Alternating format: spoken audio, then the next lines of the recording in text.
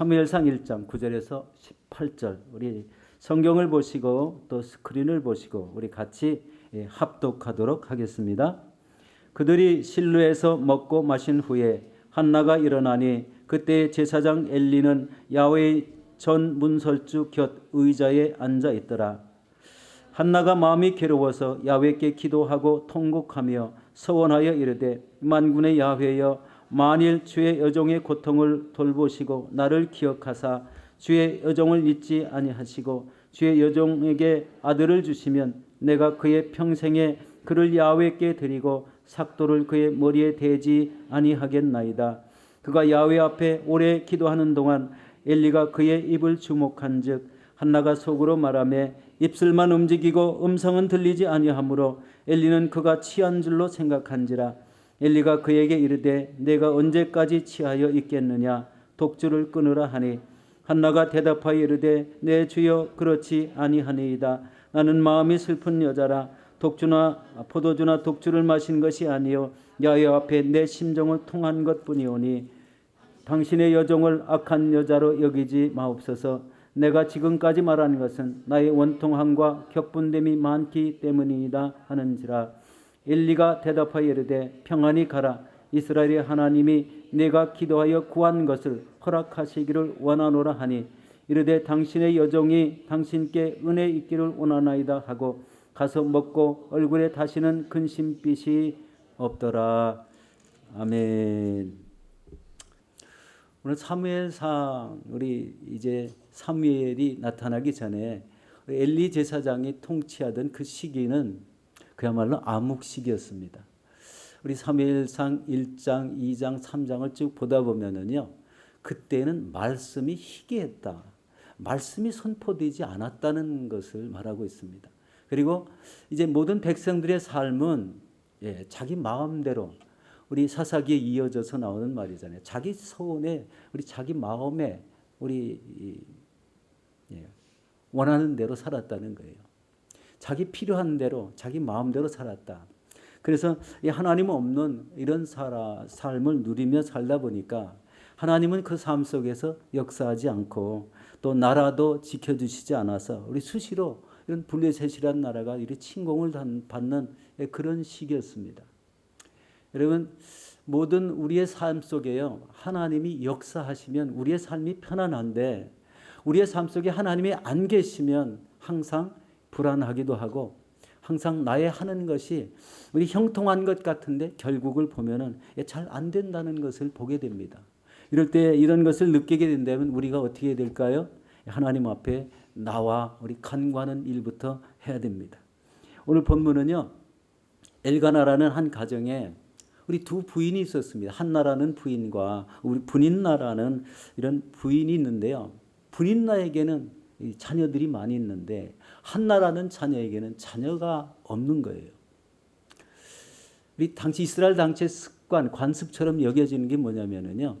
한 여인이 출가했는데 그 집에서 자녀를 낳지 못하면 그 집안에서 쫓겨낼 수가 있어요. 우리 요즘 말로 하면 이혼을 당하는 거죠. 하나의 그때 당시에 이스라엘의 문화, 하나의 관습처럼 여겨지는 그런 습관이 있었습니다. 그런데 엘가나라는 그 사람은요, 당시에 모든 그 주변의 삶이 어렵고 믿음이 없는 이 시대에 우리 엘가나라는 이 사람은 가정이 1년에 한두 차례씩 우리 하나님 성전을 찾는 이런 모습을 보게 됩니다. 이 성전을 찾으면서 이 두 여인의 관계가 극심한 질투가 있고 서로 참 많은 알지 못하는 이런 간격 가운데 우리 자녀가 있는 우리 권세가 우리 악한 독한 말로 자녀가 없는 이런 부인에게 말을 하는 거죠. 그런데 우리 읽지는 않았지만 우리 사무엘상 1장의 5절에 보면은요. 한나가 자녀가 없는 것은 무엇 때문일까요? 하나님 야훼께서 그를 임신하지 못하게 하셨다고 합니다. 참 특이하죠. 인간의 삶은요. 우리 굉장히 선하게 사는데도 하나님이 우리에게 알지 못하는 우리의 마음이 있다는 것을 보게 됩니다. 여러분 좀 전에 앞에도 말씀드렸지만 결혼해서 자녀를 생산하지 못하고 낳지 못하면은요 그같이 극심한 어려움을 당하는데 하나님은 그것을 아시는지 모르시는지 자녀를 낳지 못하게 막으셨다 이렇게 표현했습니다. 참 이렇게 극심한 이런 가운데 이제 성전에 올라가는 시기가 되어서 우리 온 가족이 성전에 올라가게 됩니다. 그런데 이 두 여인에게는요 아주 특별한 질투와 이런 깊은 이 불행의 시간이었다는 것을 보게 됩니다. 우리 이 분인나라는 여인이 이렇게 한나에게 아주 극심한 이런 말로 이렇게 학대하듯이 말을 하는데 이 성경에 보면은요 한나라는 여인은 그렇게 마음이 괴로워도 마음이 터질 것 같고 울분이 터져 나올 것 같은데도 한마디 우리 분인나에게 대적하는 말을 하지 않습니다. 성경에 기록이 하나도 없죠. 그런데 분인나는 서슴없이 이런 극한 대립의 말, 질투의 말을 하는 겁니다. 그런데 이상할 정도로 이 엘가나라는 이 가장은 그런 그 두 아내 가운데에 특별히 대조적으로 별일이 없다는 듯이 느긋한 이런 마음은 별일이 아니다라는 이런 표정을 느끼게 하는 그런 모습을 보이고 있습니다. 한나에게 이런 상황은요. 더 우리 마음이 급했습니다. 그래서 하나님께 울부짖을 수밖에 없는 그런 환경으로 자기가 몰아가고 있다는 것을 느끼기 시작했습니다.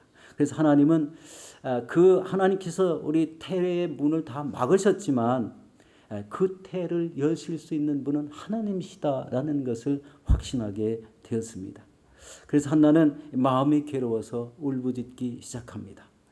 바로 이 사무엘상 1장 10절이죠. 같이 한번 보겠습니다. 한나가 마음이 괴로워서 야훼께 기도하고 통곡하며 라고 말을 합니다. 여기서 한나가 마음이 괴로웠다는 말은요. 한나의 영혼 육이 바로 쓰라린 고통과 아픔을 느끼고 있다는 겁니다. 이 마음의 고통이 너무 심하니까 견딜 수 없었다. 그런 말씀이죠. 여러분께서 통곡했다는 것은요. 바로 이 흐느끼며 울며 이렇게 기도했다는 것을 보게 됩니다. 하나는 이 마음속 깊은 곳에서부터 이 솟구쳐 오르는 모든 인간적인 슬픔과 그 고통을 숨김없이 하나님 앞에 내어놓고 이제 애절한 심령으로 기도하는 그런 모습을 보게 됩니다. 그리고 이런 번민된 이런 마음으로 통곡하는 이런 기도하는 가운데 그의 처절한 모습을 아마 하나님이 다 내려다보고 계실 것이라는 이런 마음을 갖고 기도했다는 것을 보게 됩니다. 여러분 삶 속에서 이 고통과 번민이 많으십니까? 여러분 우리 마음이 상해서 우리 견딜 수가 없는 그런 상황에 있습니까? 내가 하고자 하는 일이 다 막혀버리고 세상에 나가서 다른 사람들은 마음껏 일도 하는데 나는 왜 번번한 일자리를 하나 제대로 찾지 못할까? 이런 고민을 하고 계신 분 계십니까?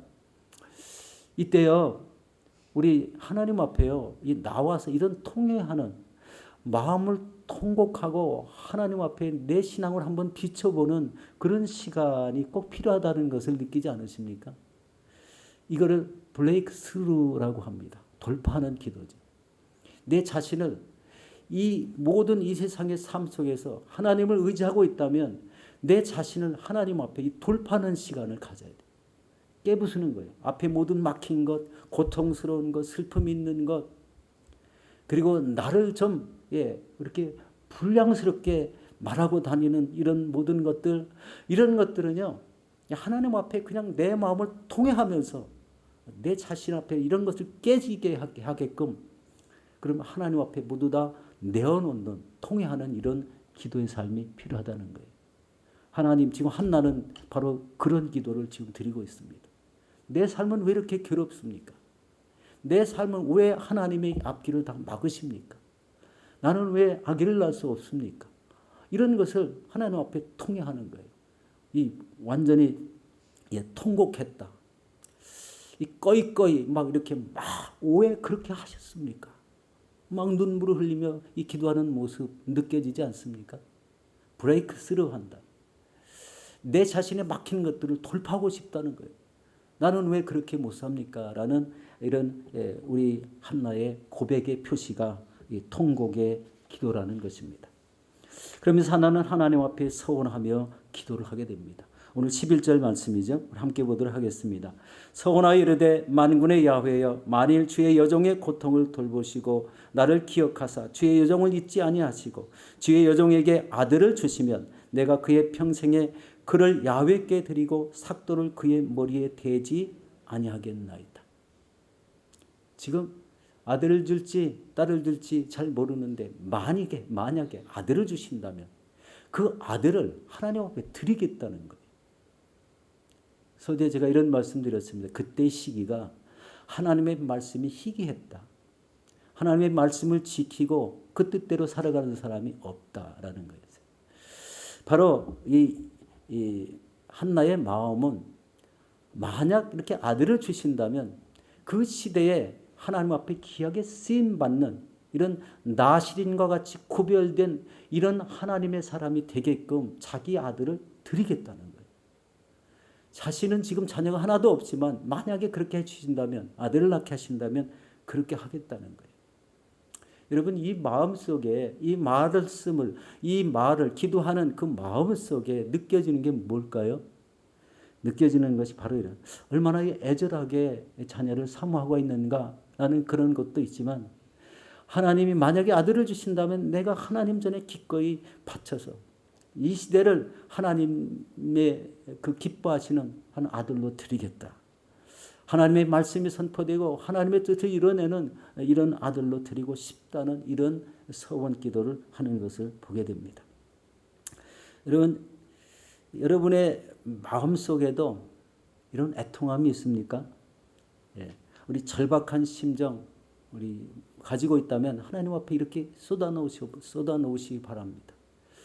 우리가 살다 보면은요 모든 것이 다 마음대로 다 되지 않습니다. 내가 마음 먹었다고 해서 되는 게 좀 아니죠. 하나님이 조금만 도와주시면 아주 모두 다 순탄할 것 같은데 그렇지 않은 것을 보게 됩니다.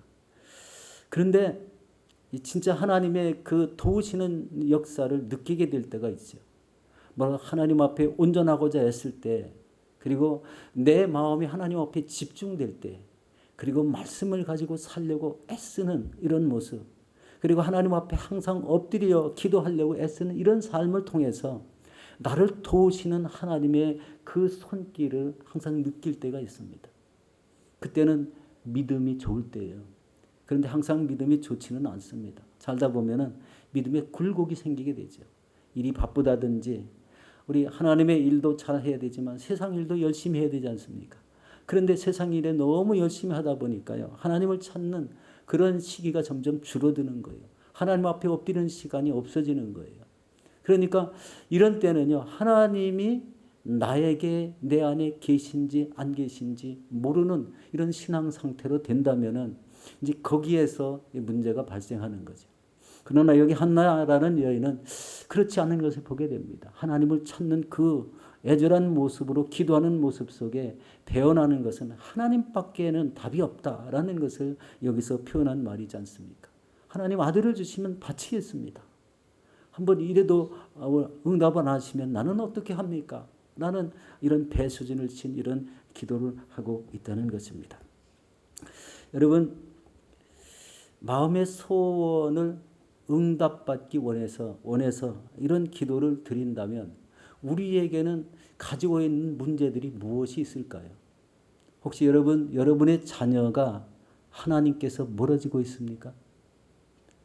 하나님의 잘 믿는 자녀가 되기를 원하는데 머리는 다 컸는데 하나님을 믿지 않는 거예요. 이 의외로 많습니다.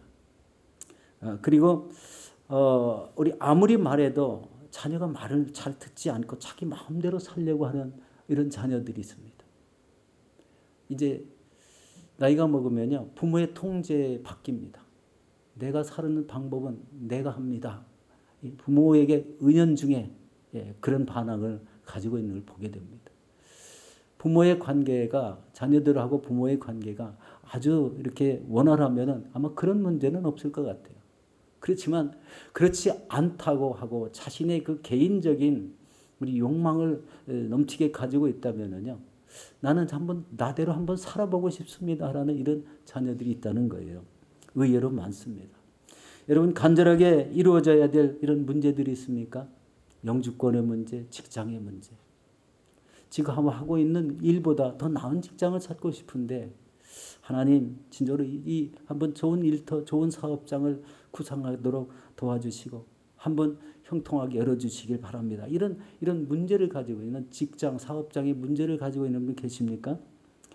여러분 인간관계로 인해서 마음이 괴로우신 분 계십니까? 또 우리 나의 신앙이 오래되었는데도 성숙되지 못하는 것을 깨닫고 있습니까? 내가 기도해도 아무 응답을 받지 못하고 있습니까? 여러분 이거는 신앙생활에서요 아주 큰일입니다. 내 영혼이 하나님 앞에 받쳐지지 못하고 있다는 거예요. 하나님이 내 영혼을 우리 아무 관계가 없이 지나가게 하고 있다는 거예요. 그게 이 믿음의 삶의 증거로 나타나는 일들입니다. 나와 하나님의 관계가 없다는 거예요. 내 자녀와 하나님과의 관계는 없다는 거예요. 내가 하는 일은 하나님이 도와주시지 않는다는 겁니다. 여러분 이런 일이 있다고 생각된다면요 한나와 같이 이렇게 기도해야 됩니다. 하나님 나의 고통을 돌보아 주세요. 부족한 나를 기억하여 주시옵소서. 여기 보면 주의 종을 잊지 마시라고 이런 한나가 부르짖는 걸 보게 됩니다. 이렇게 기도한다면 바로 하나님께서 우리 그 부르짖는 기도, 통곡의 기도를 응답해 주실 것이라는 거예요. 지금 시대적으로 이제 하나님을 찾기보다는 시대에 적응하기 위해서 우리 몸부림치는 시간이 훨씬 더 많을 것 같아요. 너무나 빨리 세상의 흐름이 지나가고 그리고 이제 이 코비드19로 인한 이 팬데믹 기간에 있기 때문에 우리가 이렇게 마음대로 하고 싶어도 뭐 하지 못하는 이런 제약된 이런 시간이 지금 되고 있습니다. 그런데 이런 시기일수록 하나님 앞에 더 가까이 나오는 시간을 가져야 됩니다.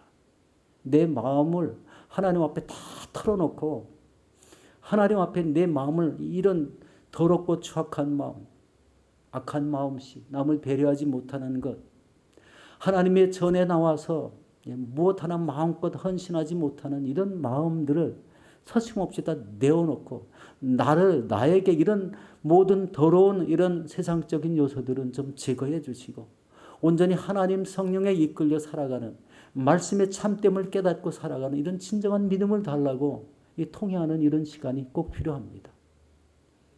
이 시기가 우리를 그렇게 만들고 있다고 한번 생각해 보시기 바랍니다. 여러분 여기서 한나의 기도의 중요한 것은요. 만일 주의 여종에게 아들을 주시면 내가 그의 평생에 그를 야훼께 드리고 삭도를 그의 머리에 대지 않겠다는 서원을 하고 있다는 거예요. 지금 자기 아들이 한 명도 없고 자녀가 없는 상태에서 이런 기도를 했다는 것은 참 하나님 들으시기에 충격적이시라 이렇게 생각할 수도 있습니다. 여러분 한나의 서원 기도는요. 삼손의 어머니가 삼손을 하나님 앞에 바쳐 나실인으로 키운 것처럼 사무엘도 나실인과 같이 평생을 하나님께 바쳐진 사람으로 우리 살게 하겠다는 이런 말씀이지 않습니까?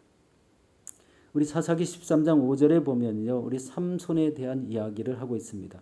보라 내가 임신하여 아들을 낳으리니 그의 머리 위에 삭도를 대지 말라. 이 아이는 태에서 나옴으로부터 하나님께 바쳐진 나실인이 됨이라. 하나님 앞에 바쳐졌다는 거예요. 그러면 여기 한나가 말하는 아들이 태어나면 그렇게 삭도를 대지 않겠다고 서원하는 것도 여기에 동일하다는 거예요. 하나님 앞에 내 아들을 다 바쳐서 하나님 앞에 쓰임받게 하겠습니다. 라는 이런 서원 기도를 했습니다. 여기서 깨닫게 되는 것이 무엇입니까? 하나님은요, 이 어지러운 시대 속에 하나님의 뜻을 이룰 수 있는 하나님 앞에 바쳐진 사무엘을 하나님이 이미 예비해 놓으셨다는 건데요. 바로 이 하나님의 계획에 따라서 한나에게 주실 사무엘이라는 태어날 한 자녀의 출생을 보류하셨다는 거예요. 하나님이 때에 바로 이런 사람을 꼭 쓰고자 했는데 그 자녀를 양육할 그런 마음을 가진 이런 하나님의 마음을 가진 사람의 마음을 보기를 원하셨다는 것을 알 수가 있습니다. 한나가 바로 하나님 앞에 서원하는 것을 통해서 바로 그런 마음을 하나님께서 찾았다는 것을 이 기도를 통해서 느끼게 하고 있습니다. 하나님이 본래 우리 한나에게 주시기로 한 이 사무엘이라는 아들은 변함이 없는데 바로 이 한나의 이 간구, 서원하는 기도가 하나님 마음에 흡족하게 여겨졌다는 것을 보게 됩니다. 여러분, 이런 기도는요, 좀 충격적이지만, 우리 하나님 앞에 서원하는 기도는 우리 성경에 함부로 서원하지 말라고 되어 있죠.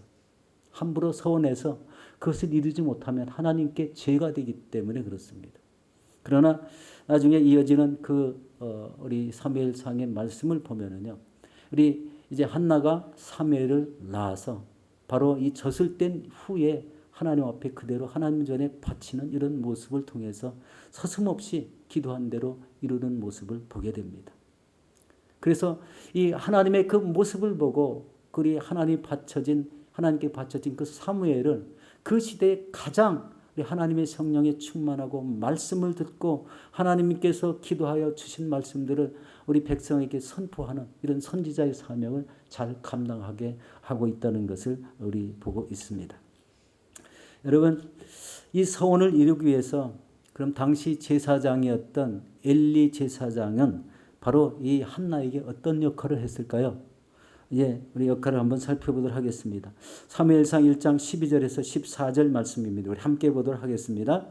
그가 야훼 앞에 오래 기도하는 동안에 엘리가 그의 입을 주목한즉 한나가 속으로 말하며 입술만 움직이고 음성은 들리지 아니하므로 엘리는 그가 취한 줄로 생각한지라. 엘리가 그에게 이르되 내가 언제까지 취하였겠느냐 포도주를 끊으라 하니. 남은 죽어라 살더라 하나님 앞에 부르짖는데 엉뚱한 소리를 하고 있죠. 얼마나 참 한나가 이렇게 들을 때 얼마나 참 마음이 좀 답답했을까. 그런데 한나는 우리 이제 그렇게 답변을 하지 않죠. 이 한나의 기도 상태를 엿볼 수 있는 거잖아요. 이 한나의 기도는요, 다른 사람이 누가 옆에 왔는데 그런 인기척을 느끼지 못할 정도로 기도에 몰입해 있다는 것을 보게 됩니다. 소리는 내지 않고 기도했지만, 입만 달싹거리는 기도를 했지만, 그 기도에 하나님께 집중하고 있는데 엘리가 와서 이제 이야기를 하는 거죠. 당시 이스라엘 백성들이 성전에 와서 기도할 때는요, 기도하는 자세가 서서 두 손을 들고 이렇게 큰 소리로 기도하는 게 하나의 예처럼 되어 있을 때라고 합니다. 그러나 한나의 기도는 조용히 앉아서 하나님 앞에 입술로 달싹거리는 이런 마음을 통하는 영적인 이런 기도를 드렸다는 것을 생각하게 됩니다. 그런데 이런 모습을 보고 왜 독한 술을 마시고 취했냐라는 이런 우리 말을 하는 거죠. 우리 한나 자신을 보면은 나는 내면에 있는 모든 마음을 하나님 앞에 털어놓는 진짜로 하나님을 응답을 바라는 이런 기도를 하고 하나님 앞에 귀를 기울이고 있는데 바로 이 술을 끊으라, 이 독주를 끊으라 이런 말을 했다는 거예요. 참 너무나 좀 안타깝죠. 그렇지만 이해할 수 있는 일이 하나 있죠. 당시 엘리 제사장의 나이가 90이 넘었다는 것을 보게 됩니다. 90이 넘었을 때에 우리 생각 잘 아시죠? 지금 연세가 90이 넘으시면은요, 양로원에 다녀보니까요, 그 상태가 어떤지를 잘 아시겠어요. 제가 많이 깨달았습니다. 양로원에 다니다 보니까요, 인간의 끝부분이요, 굉장히 힘들고 어렵다는 것을 알았습니다.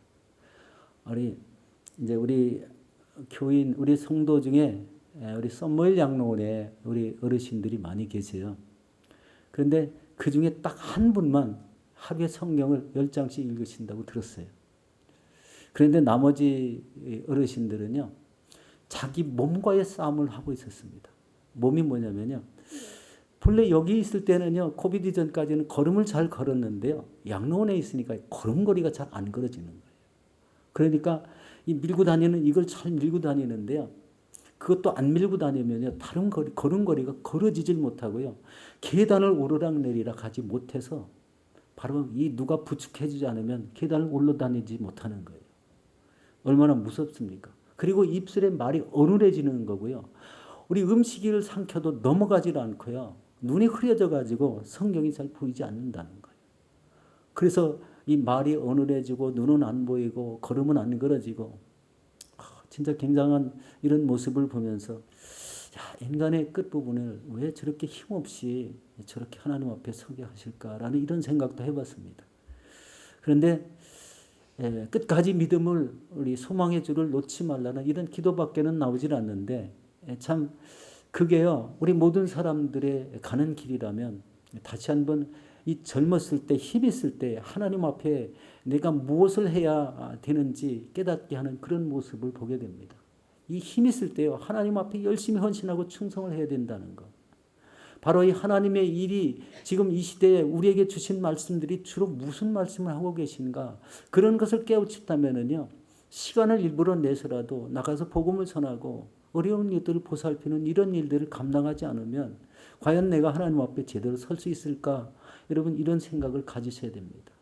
연세가 드시면 하나님 물론 다 이해하십니다. 걸음걸이가 안 되죠. 생각하는 것도 안 되죠.